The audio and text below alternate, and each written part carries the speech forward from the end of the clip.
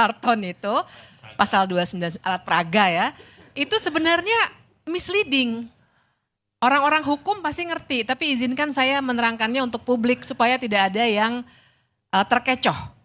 Kan kita semua yang belajar hukum akan paham bahwa membaca undang-undang itu tidak bisa hanya satu pasal, apalagi satu ayat. Jadi kalau kita baca pasal 299 itu kan kita harus baca ada ayat 2 dan 3-nya. Kalau pasal 299 ayat 1 memang bunyinya persis seperti yang Pak Jokowi print itu. Presiden mempunyai hak untuk melakukan kampanye.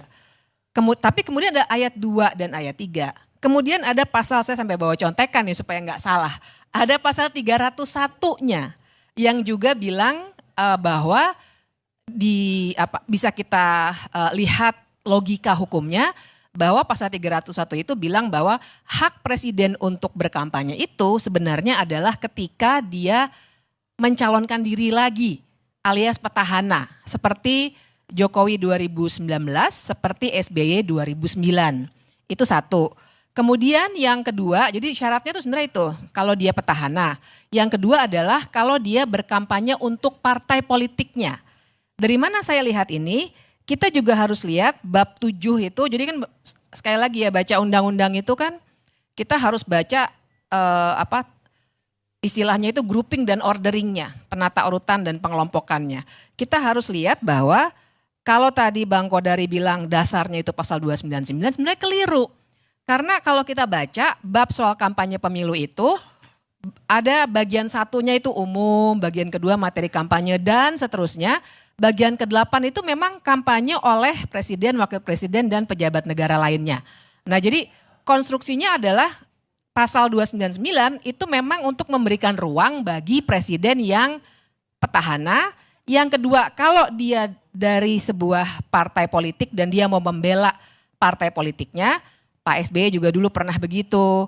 Kemudian yang suka dikutip-kutip itu kan misalnya kalau di luar negeri Obama dengan Hillary Clinton, nggak nyalon lagi Obama tapi dia mendukung Hillary Clinton, boleh nggak? Boleh karena mereka separpol. Pertanyaannya adalah Pak Jokowi separpol nggak dengan Prabowo ataupun Gibran? Jawabannya jelas tidak. Resminya Pak Jokowi adalah PDIP. Kalau dia kampanye untuk Pak Ganjar. Mbak Bibip, apakah ada aturan dalam undang-undang ini mengatakan harus separpol? Ada. Mana? Ada pasal 269. Kemudian harus dibaca bareng dengan 268. Jadi kategorinya itu ada pelaksana kampanye, ada peserta kampanye. 269 itu pelaksana kampanyenya, pelaksanaan kampanye Pilpres, pengurus parpol. Oke, kemudian yang ketiga adalah apabila presiden adalah tim kampanye resmi dari seorang atau ya paslon begitu ya. Itu boleh juga. Nah, jadi dengan parameter itu baru dia bisa mengajukan cuti. Seperti yang disyaratkan oleh Nggak pasal 281. ada dong berarti di situ kelihatan harus satu partai. Iya baca undang-undang kan tidak bisa letterlock Bang. Makanya kalau orang hukum itu kuliahnya 4 tahun. Kalau ada kalimatnya bagaimana semalam, Anda bisa mengatakan bahwa aturannya begitu? Itu namanya ngarang sendiri. Oh bukan ngarang. Kalau kuliah hukum tuh kita kuliah 4 tahun. Ada mata kuliah yang namanya penalaran hukum. Nah di situ bisa kita baca ditulis, secara rinci. Bagaimana mengatakan bahwa itu diatur? Tertulis Bang, baca pasal 269. Baca penata urutannya dari bab 7 soal kampanye pemilu bagian 1 sampai 8. Kita bisa percaya kuliahnya 4 tahun tambah S2 tambah S3 nih.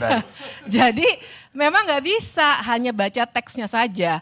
Tapi yang mau saya persoalkan di sini sebenarnya bukan soal berdebat soal teks. Tapi saya mau bilang sebenarnya kan kita juga harus lihat tujuan pengaturan itu apa sih? Tujuan pengaturannya adalah untuk memberikan pagar-pagar.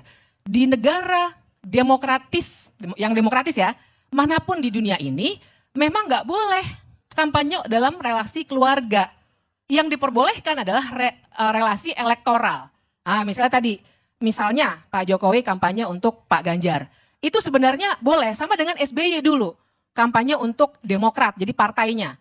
Nah itu tadi karena konteksnya adalah pembatasan kekuasaan dan tidak boleh ada politik dinasti. Negara demokratis manapun tidak akan mengizinkan ada politik dinasti. Makanya tidak diatur hal seperti itu. Jadi seandainya Pak Jokowi mau mengajukan cuti, menurut saya juga sebenarnya tidak bisa. Tapi pun kalau mau cuti nih, katakanlah kita berdebat lagi nih soal teks pasal, karena biasanya saya diajak berdebatnya di situ Bang Karni. Teks satu kata per kata, katakanlah kita mau berdebat lagi, terus oke, cuti. Tetap saja kita akan punya pertanyaan-pertanyaan yang sifatnya sangat mendasar soal fasilitas apa yang memang benar bisa dipisahkan dari seorang presiden.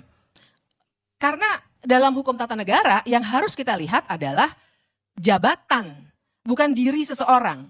Jadi ada hal-hal fasilitas, anggaran, termasuk pengaruh dan kewenangan yang melekat pada jabatan seorang presiden. Dan itu nanti yang tidak bisa dipisahkan.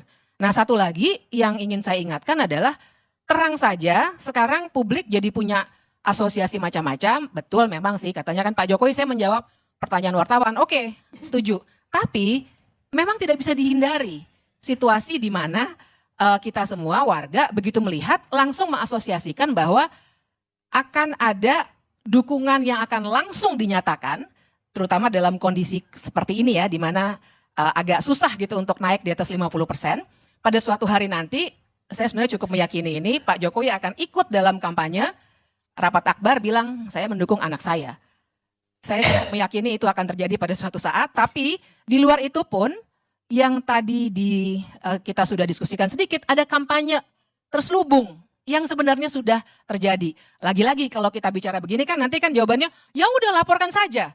Atau enggak kita berdebat soal pasal. Iya tuh Pak Jokowi memang enggak ada kampanye kok orang lagi-lagi bagi-bagi bansos misalnya begitu. Atau tidak pakai atribut 02 misalnya, kan kita berdebatnya di detail-detail seperti itu. Padahal kan itulah makanya kita bisa bilang kampanye terselubung yang tidak dinyatakan secara jelas sebagai kampanye, karena lagi-lagi kalau buka undang-undangnya memang debatable. Tapi justru loophole itu, kelonggaran-kelonggaran itu yang dalam amatan saya digunakan untuk berkampanye secara terang-terangan. Kita ini kan orang-orang yang punya akal sehat, punya kompas moral ya. Jadi mungkin kita bisa berdebat di teks pasal, berdebat apakah pakai atribut 02 atau tidak, tapi kan kita bisa melihat masyarakat biasa yang sebenarnya punya akal sehat ini bisa melihat bahwa ini sih mengkampanyekan anaknya nih. Kalau misalnya dia mengkampanyekan untuk dirinya sendiri dan lain sebagainya, silakan. Yang jadi soal adalah kita dikasih situasi yang memang secara hukum sudah bisa dipertanyakan dari awal kan, bahwa Gibran bisa maju kan juga karena pamannya membuatkan putusan nomor 90. Dan ini bukan kata saya, ini kata Majelis Kehormatan MK yang bilang bahwa memang sudah terjadi tuh pembengkokan hukum secara disengaja. Pamannya bahkan sudah tidak lagi menjadi ketua MK dan sekarang lagi melawan di PT UN. Nah jadi situasi itu yang sebenarnya dari awalnya kita sudah melihat pembengkokan hukum luar biasa. Jadi tak terhindarkan. Ketika sekarang Pak Jokowi yang dibawa-bawa adalah hukum gitu ya. Lagi-lagi hukum lagi, yang satu MK, yang saat ini teks Undang-Undang 7 2017. Kita langsung mengasosiasikan, waduh ini memanfaatkan hukum lagi. Jadi saya kira pas sekali Indonesia Lawyers Club ini mempersoalkan itu, bagaimana ada lubang-lubang dalam Undang-Undang 7 2017 itu yang memang dimanfaatkan Bang Karni sebagai cara untuk melakukan kampanye tanpa mengaku bahwa memang telah mengkampanyekan anaknya yang sebenarnya tidak boleh dalam nilai-nilai konstitusi kita. Lagi-lagi pertanyaannya, tertulis nggak tuh nggak boleh anaknya? Ya nggak tertulis, tapi kan kita bisa mikir. Ada constitutional values yang ukurannya adalah kompas moral kita itu tadi. Kalau cari yang tertulis terus ya kita akan bikin 1000 undang-undang mungkin dalam 1 tahun untuk mencegah segala perilaku politik yang memang sebenarnya tidak etis. Gitu Bang.